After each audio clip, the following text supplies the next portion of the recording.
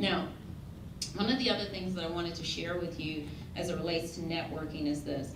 Over 55% of your communication is being conveyed via your body language, okay? So you really said a mouthful before you ever had a chance to open your mouth, okay? So if you're at a networking event and you're like I used to be, you're standing off in the corner, kind of got your arms folded, you kind of got this like scowl on your, I don't even know how to put a scowl on my face, but I'm gonna try.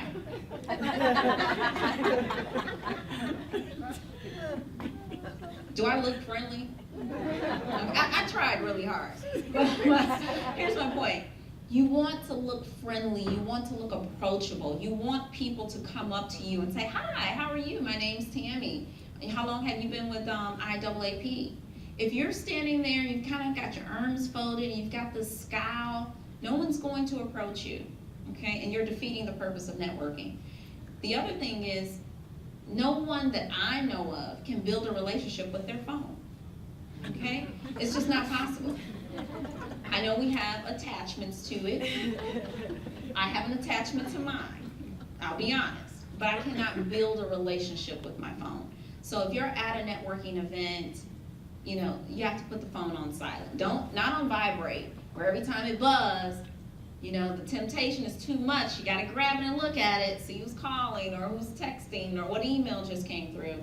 You have to learn to turn that phone off, put it on silent unless, you know, it's on for emergency purposes, because it's distracting you, and a lot of people use it as a crutch to not have a conversation. You know, as long as I look busy on my phone, I don't talk to anybody, okay? And you're defeating the purpose, all right? So I want you to cut the phones off or put them on silent and be very conscious of your body language. They say that when people are folding their arms, they seem closed off. They seem standoffish, okay? You don't want to appear to be that way. Not if your goal is to network, all right? And we'll be wrapping up here shortly. One of the other things that I found in my career is that oftentimes we're afraid to talk to people that don't look like us, okay? And we have to get over that. I can tell you, I lived in Cambodia for 3 years, and I was one of 6 people that looked like me in the whole country, okay? So if I didn't learn to talk to people that didn't look like me, I would have never left the house. I would have never gone anywhere. You know, my point is, we're oftentimes, we think that we may not have a whole lot in common. We're all one race, the human race, period. Okay, we have so much in common, all right? And we have a lot of knowledge sharing that we can do with each other. We're all in the same profession. We have a lot of knowledge sharing that can take place here. And you have to learn to cross those color barriers and talk to people that don't look like you, all right? And always take a genuine interest in other people's lives. One thing I've learned over the course of the years, people love to talk about themselves. Because they're an expert in what? Self 101. If I don't know anything else, I know all about Tammy Turner. Okay? My husband might tell you something different, but he thinks he's an expert in Tammy Turner. But I'm an expert at Tammy 101. Okay? So when you engage people and you get them to talk about themselves, they actually like you more. Did you know that? They feel more comfortable with you because you've allowed them to talk about themselves and the things that are important to them. So take a genuine interest in other people's lives and kind of tune out that station, W-I-I-F-M. Anybody ever heard of that station? What's in it for me? Yeah, tune that station out. Okay? When you approach networking from the standpoint of what's in it for me, you're going to come out on the losing end of that every time. All right?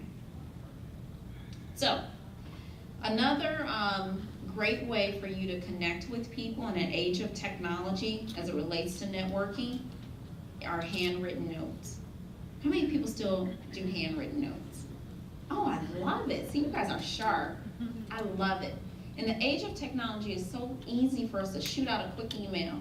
Or, when we were just talking about this a second ago, or to text. I can text you real quick. And actually, I talk to people for a living. And I see probably 300 resumes a day, and so I'm constantly on the phone with people. I actually prefer to text because I'm talking all day long.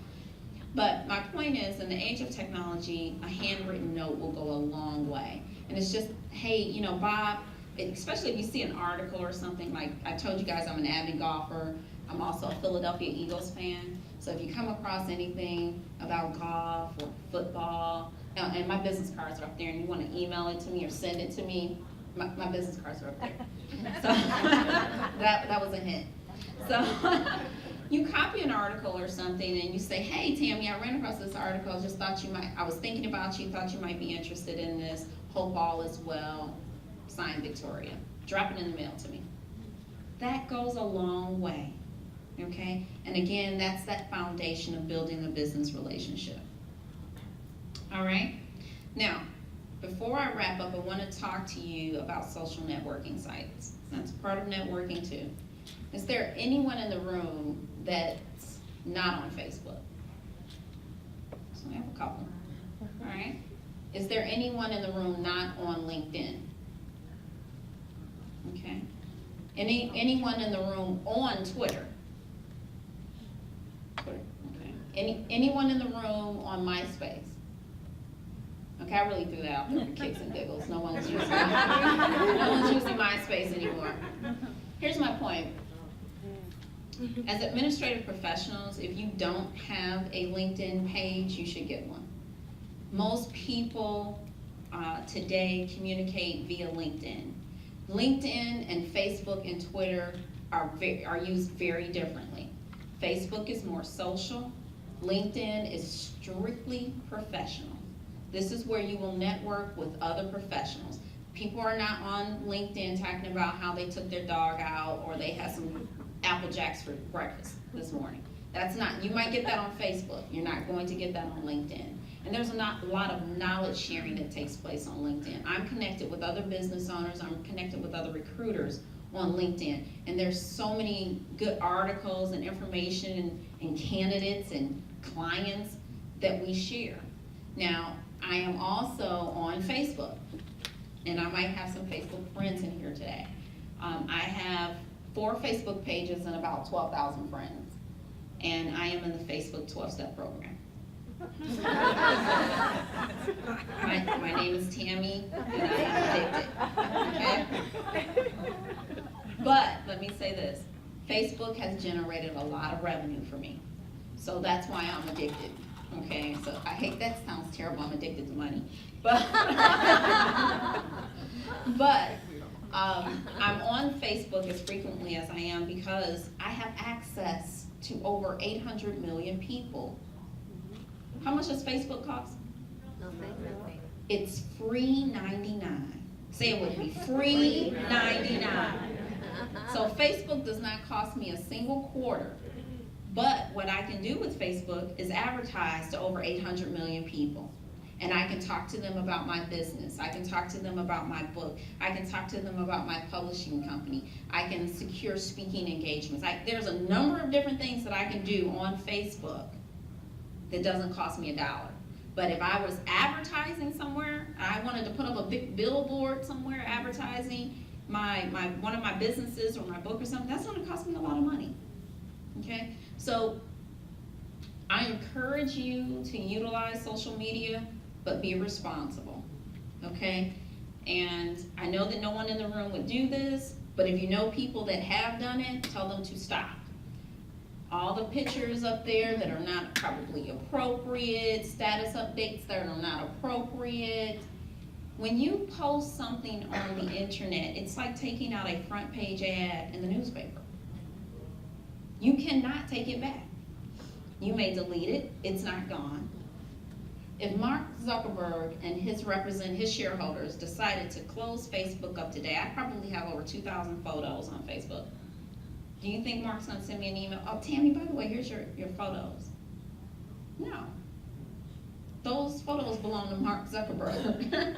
Okay? So I share them with my friends, but they don't belong to me. So my point is this: if you're utilizing social media, utilize it responsibly. It's a great way to connect with other people in your industry. It's a great way to spread awareness about the organization that you belong to, that you support, that you love, which is I.A.A.P. It's a great avenue to do that. That's actually where Victoria and I connected. Okay, so it's a great avenue to do that, but you have to use it responsibly. Okay, and I also use LinkedIn, I use Twitter, I use all those other avenues as well, but I use them responsibly again, just reiterate.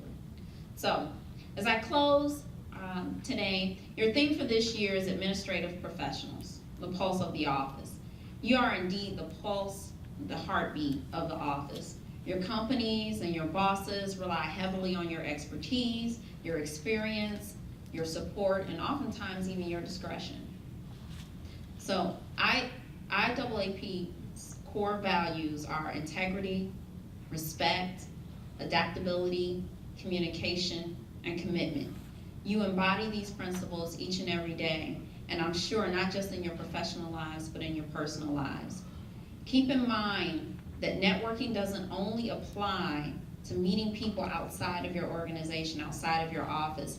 Networking is also critical within your companies.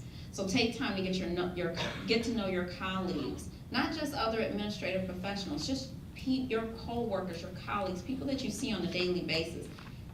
Invite someone to go out to lunch. When's the last time you invited someone that you didn't know to go to lunch? Okay, take time to do that, get to know them. And you never know how someone can be a resource to you or a resource to someone in your network. Oftentimes when you're networking, it's not just about how that person can help you. That person may be able to help someone in your network, okay? Or you may be able to help someone in their network. And keep this in mind, for every person that you know, they know 5 people who know 5 people who know 5 people who know 5 people, okay? So that's how your network expands. So you may be able to not just be a resource to yourself, but to your boss, to your company, or someone in your network. So as I'm closing out, I want you to remember these 5 things. Plan, prepare, and execute. Get your 30-second elevator speech together if you don't already have one. Call yourself, leave it on your voicemail, critique yourself, and remember that practice makes permanent. Okay, I don't like to say practice makes perfect. Practice makes permanent, okay? Number 2, business cards are your best friend, all right? Use them. Number 3, follow up in how many hours? 48 hours, exactly. Follow up, follow through within 48 hours. Number 4, use social media responsibly. Number 5, networking is not like having a root canal. I want you to have fun with it. And last but not least, I want to leave you with this.